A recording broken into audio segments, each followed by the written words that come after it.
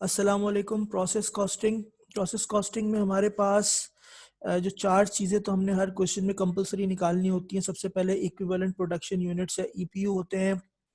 Cost, unit cost या per unit cost या cost per unit हमने निकालनी होती है। कॉस्ट ऑफ यूनिट्स कंप्लीटेड हम निकालते हैं। Cost of units in process ending हम निकालते हैं। और अगर क्वेश्चन में डिमांड करे तो कॉस्ट ऑफ प्रोडक्शन रिपोर्ट और एंट्रीज हमने बनानी होती हैं। फॉर्मेट सबसे पहले ईपीयू का फॉर्मेट होता है। ईपीयू हम इस तरह निकालते हैं कि यूनिट्स कंप्लीटेड, दो कॉलम हमने बनाने, मटेरियल और कन्वर्जन कॉस्ट का। यूनिट्स कंप्लीटेड अगर क्वेश्चन में दिए हुए हैं तो रख दें, नहीं दिए हुए तो उसकी भी आपने वर्किंग करनी होती है। उसके बाद आपने उसमें यूनिट्स इन प्रोसेस एंडिंग रखनी है परसेंटेज वाइज, और लेस करवानी है units in process opening percentage wise. और यूनिट्स कंप्लीटेड अगर नहीं दिए हुए होते तो यूनिट्स कंप्लीटेड निकालने के लिए आप यूनिट्स इन प्रोसेस ओपनिंग उठाते हैं। इसमें आप ऐड करते हैं unit started, place in production, put into process, transferred इन या रिसीव्ड इन। पांचों में से कोई एक नाम लिखा हुआ होगा वो आप यहाँ रखते हैं। एंडिंग यूनिट्स माइनस करते हैं। एंडिंग और ओपनिंग डेट से पता चलता है तो वो आप माइनस करवा देते हैं, आपको यूनिट्स कंप्लीटेड मिल जाते हैं। उसके बाद ये हमने क्वेश्चन उठाया है 2012 प्राइवेट का। 2012 प्राइवेट के लिए सबसे पहले इस क्वेश्चन में हमारे पास जो है वो कंप्लीटेड यूनिट्स तो वैसे इसने दिए हुए थे, लेकिन अगर हम चाहें तो इस फॉर्मेट में रखकर हम निकाल सकते हैं। तो 135,000 यूनिट्स ओपनिंग है, 4,20,000 जो है वो ट्रांसफर्ड इन थे, 1,25,000 एंडिंग थे, और यूनिट्स कंप्लीटेड हमारे आ रहे हैं 4,30,000। वैसे ये क्वेश्चन में दिए हुए भी है, नहीं दिए हुए हो तो इसी वर्किंग से हम निकाल सकते हैं। और बाज़ दफ़ा एंडिंग यूनिट्स मिसिंग होते हैं, वो भी हम यही सेम फॉर्मेट लगाकर हम उसको भी निकाल सकते हैं। फिर हमने ईपीयू बनाया, material conversion cost, completed units रखे, एंडिंग की जो परसेंटेजेस थी वो लगा दी, ओपनिंग की जो परसेंटेजेस थी वो लगा दी। ये हमारे जो है वो ईपीयू बन गया मटेरियल का और कन्वर्जन कॉस्ट का। उसके बाद हमने पर यूनिट कॉस्ट निकाली। पर यूनिट कॉस्ट निकालने के लिए मटेरियल, लेबर, एफओएच, और अगर सवाल में ट्रांसफर्ड इन या रिसीव का जिक्र है तो हम प्रीवियस प्रोसेस की भी पर यूनिट कॉस्ट निकालते हैं। तो material, cost of material question में दी हुई थी, उसको उसके ईपीयू से डिवाइड कर दिया। लेबर की कॉस्ट को कन्वर्जन के ईपीयू से डिवाइड कर दिया। एफओएच की कॉस्ट को कन्वर्जन के ईपीयू से डिवाइड कर दिया। और प्रीवियस प्रोसेस के लिए हमने ये फॉर्मूला लगाया, cost transferred in divide by units transferred इन।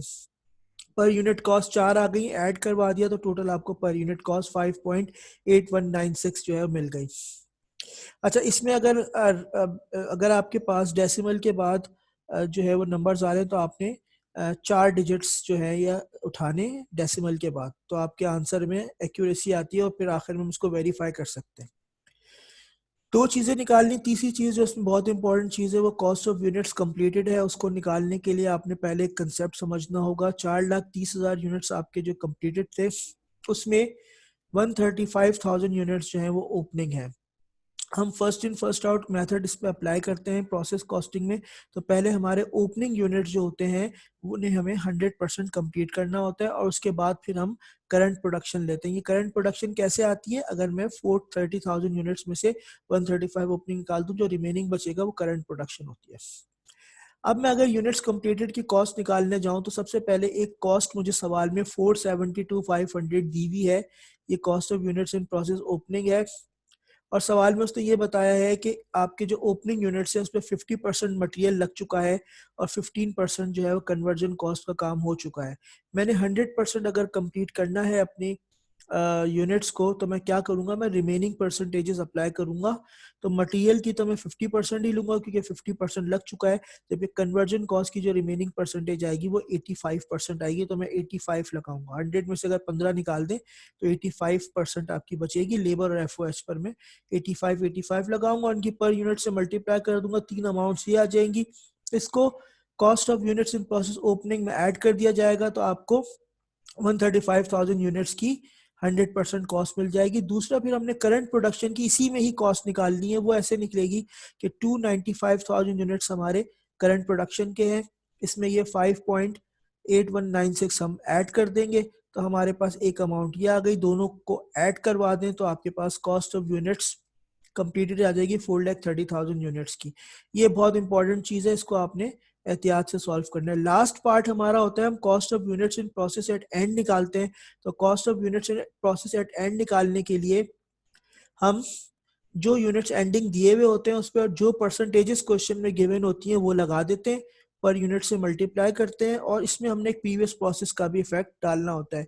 तो 1,25,000 पे यहाँ ऊपर हमने 1.4 प्रीवियस प्रोसेस का पर यूनिट निकाला था, उससे भी मल्टीप्लाई करवा दिया, तो हमारे पास जो है cost of units in process ending आ गई। सवाल को वेरीफाई भी किया जा सकता है। वेरीफाई ऐसे किया जाता है कि आपकी जो कॉस्ट क्वेश्चन में दी हुई है, ओपनिंग की कॉस्ट, ट्रांसफर्ड इन की कॉस्ट, मटेरियल की कॉस्ट, लेबर की कॉस्ट और एफओएच की कॉस्ट, ये आप डेबिट कर दें, उसका टोटल कर लें। और जो कॉस्ट आपने कैलकुलेट या कंप्यूट की है, कॉस्ट ऑफ यूनिट्स कंप्लीटेड और cost of units in process ending, उनको आप क्रेडिट साइड पर डाल दें और आपके दोनों साइड्स पे जो टोटल आ रहे होंगे, मैक्सिमम 500 रुपए का डिफरेंस आ सकता है, उससे ज्यादा का डिफरेंस नहीं आना चाहिए। मैक्सिमम आपका 500 रुपए तक का डिफरेंस पड़ सकता है। इससे सवाल हमारा वेरीफाई हो जाएगा अगर दोनों साइड्स एग्जैक्ट इक्वल हैं या 500 रुपए तक का डिफरेंस आ रहा है। उसके बाद हम इसकी जर्नलाइजिंग करते हैं। जर्नलाइजिंग मैक्सिमम 3 एंट्रीज हमारी बनती है। पहली एंट्री ट्रांसफर्ड इन की बनती है।